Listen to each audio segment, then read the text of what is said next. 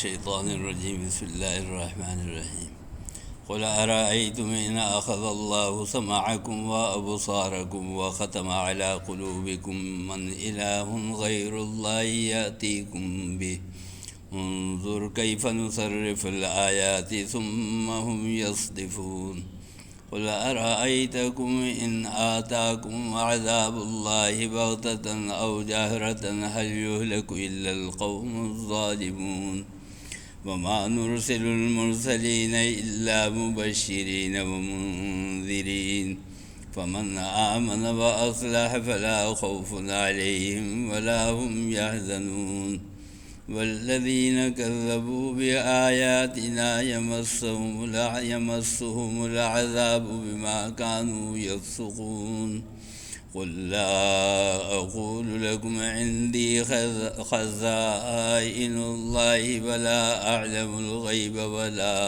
أقول لكم إني ملك إن أتبع إلا ما يوحى إلي قل هل يستوي الأعمى والبصير أفلا تتفكرون صدق اللہ العظیم۔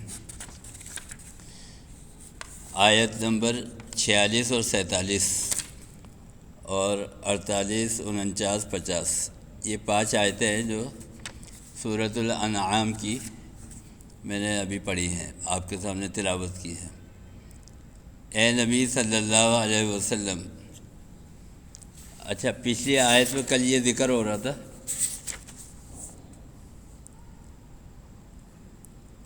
کہ اللہ تعالیٰ نے ان سے کہا تھا کہ جب ان کے اوپر مصیبتیں آتی ہیں ہم ان کو مصیبتوں کے اندر آزمائش میں ڈالتے تو پھر یہ کس کو پکارتے۔ تو اب اللہ تعالیٰ آج نبی صلی اللہ علیہ وسلم کو مخاطب کر کے کہتے ان سے پوچھئے اگر تمہارے کان اور تمہاری آنکھیں کوئی چھین لے اور تمہارے دلوں پر مہر کر دے، یعنی فالج اگر گر جائے دل کے اوپر اور دل بند ہو جائے،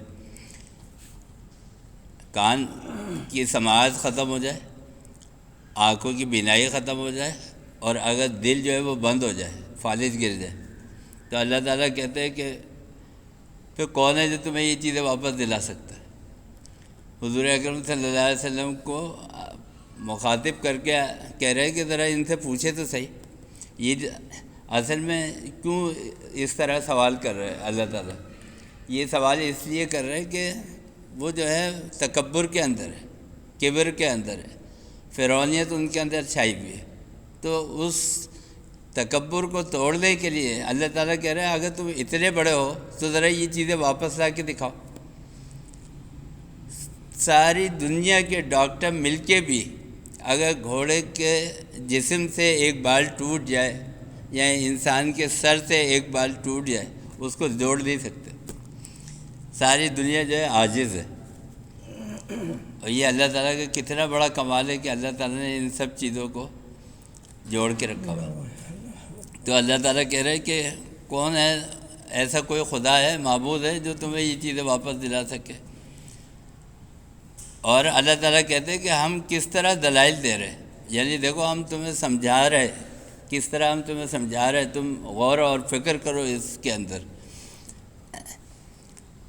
پھر بھی وہ کترا جاتے ہیں، یعنی مانتے نہیں ہیں۔ ذرا پوچھ کر دیکھیے اگر اچانک تم پر اللہ کا ظاہر یا پوشیدہ عذاب آ جائے تو کیا ظالم لوگوں کے سوا کوئی اور ہلاک ہوگا؟ اور ہم پیغمبروں کو صرف اسی لیے بھیجتے ہیں کہ نیکوں کو خوشخبری سنائیں اور بڑوں کو عذاب سے ڈرائیں۔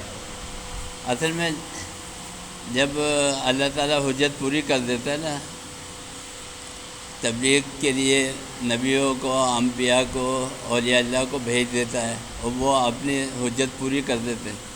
اس کے بعد اگر کوئی ایمان نہیں لاتا اور نافرمانی کرتا ہے تو اللہ تعالیٰ پھر اس کے اوپر عذاب ڈال دیتے، وہ عذاب مسلط کر دیتے۔ پھر اس میں یہ نہیں ہے کہ کوئی نماز پڑھ رہا تھا تو وہ بچ جائے گا، جب عذاب آتا ہے نا تو وہ پوری بستی کے اوپر آتا ہے، پوری قوم کے اوپر آتا ہے، بنی اسرائیل کا حضور اکرم صلی اللہ علیہ وسلم نے ایک واقعہ بیان فرمایا کہ جبریل امین کو کہا جا کے اس بستی کو الٹ دو، تو جبریل امین گئے اور تھوڑی دیر میں واپس آئے، کہا کہ وہاں پہ ایک عبادت گزار ہے، وہ ہزاروں سال سے عبادت کر رہا ہے، جنگل کے اندر بیٹھا۔ اللہ تعالیٰ نے کہا ماں اس کے الٹ دو۔ جبریل امین نے پوچھا کہ کیا بات ہے، حق تعالی شاہ ہوں، کیوں؟ وہ تو آپ کا نیک بندہ ہے۔ فرمایا کہ اس کو اتنی توفیق دی ہوئی کہ جا کے لوگوں کو تبلیغ کرتا، جو لوگ گمراہ ہو رہے تھے، دین سے ہٹ رہے تھے، یہ بھی تو دین کا کام تھا نا کہ وہ ان کو جا کے بتاتا۔ تو اللہ تعالیٰ کہہ رہے کہ کیا صرف ان لوگوں پر عذاب آئے گا کہ جو ظالم ہے؟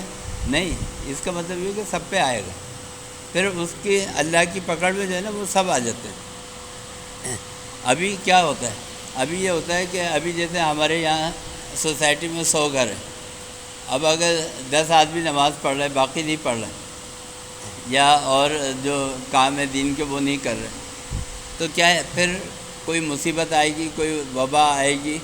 اب حضور اکرم صلی اللہ علیہ وسلم کے صدقے میں ویسے عذاب تو نہیں آ رہے کہ زمین الٹ دے، بستی الٹ دے، لیکن بیماریوں کے عذاب، مصیبتوں کے عذاب۔ آج آپ دیکھیں کہ ہر گھر میں کوئی نہ کوئی آدمی کسی نہ کسی پریشانی کے اندر مبتلا ہے۔ کوئی کسی کی ٹانگ ٹوٹی ہوئی ہے، کسی کو گھٹنے کی تکلیف ہے تو وہ بیٹھ کے نماز پڑھ رہا ہے، ہاں، کسی کے دل کا مسئلہ ہے، کسی کو شوگر ہے، یا اور دوسرے مسائل پریشانی۔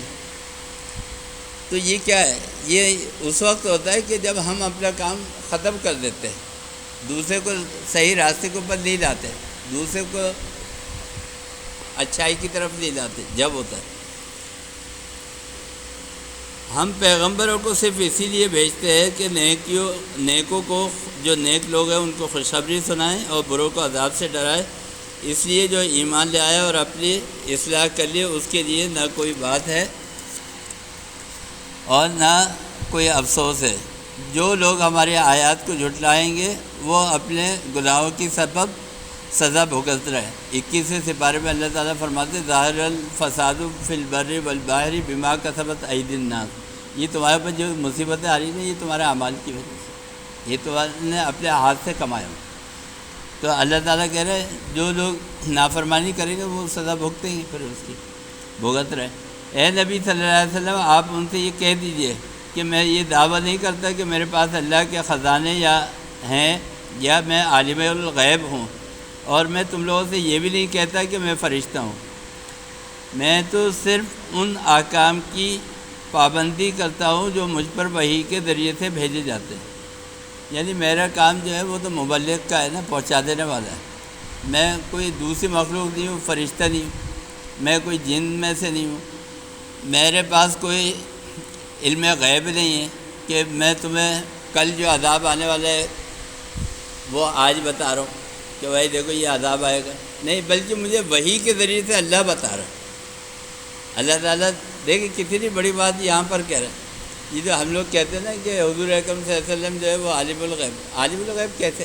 اللہ تعالیٰ خود کہہ رہا ہے کہ ان سے کہہ دے کہ مجھے وحی کے ذریعے سے اطلاع دی جا رہی ہے، مجھے وحی کے ذریعے سے بتایا جا رہا ہے، میں عالم الغیب نہیں ہوں، اور نہ میرے پاس خزانے۔ خزانے کیا مطلب؟ میرے پاس کوئی دولت تو ہے نہیں کہ میں تمہیں کہوں بھائی لو یہ 8 ارب روپے لو اور تم میرے پیچھے چلو۔ میں تو صرف وہ اللہ کا حکم کہ جو اللہ نے دیا ہے اس حکم کی وجہ سے تمہیں یہ راستہ بتا رہا ہوں، اگر چلو گے ہدایت پاؤ گے اور اگر نہیں چلو گے تو سزا پاؤ گے، اللہ کا عذاب ہوگا۔ آپ کہہ دیجیے کہ کیا اندھا اور آنکھوں والا دونوں برابر ہو سکتے ہیں؟ تو تم عقل سے کام نہیں لیتے۔ اللہ تعالیٰ کہہ رہے ہیں کہ جو آدمی جہنم کی طرف جا رہا ہے اپنے غلط اعمال کے سبب، وہ برابر ہو سکتا ہے کیا؟ اس کے برابر ہو سکتا ہے جو اچھے اعمال کی وجہ سے جنت پہ جائے گا؟ نہیں ہو سکتا۔ جو اچھا کرے گا تو اس کو اچھا مقام ملے گا، اور جو برا کرے گا اس کو برا مقام ملے گا۔ اللہ تعالیٰ ہمیں اور آپ کو صحیح والے میں عمل کرے۔ اللہم ارنا الحق حقا وارزقنا وارنا الباطل باطلا۔ اے اللہ ہمیں قرآن پڑھنے، سمجھنے اور اس پر عمل کرنے کی توفیق دے۔ اے اللہ ہمیں امر بالمعروف کرنے اور نہی عن المنکر کرنے کی توفیق دے۔ اے اللہ جتنے بھی لوگ ہماری سوسائٹی کے اندر ہیں، ہمارے معاشرے کے اندر ہیں، اے اللہ سب کو ہدایت نصیب کر، اے اللہ سب کو اپنے دین میں اور اپنے کام کے اندر لگا دے، اور اللہ تعالیٰ سب کو جہنم سے نکال کر جنت میں جانے والا بنا۔ وصلی اللہ تعالیٰ علی خیر خلقہ محمد وآلہ وسلم۔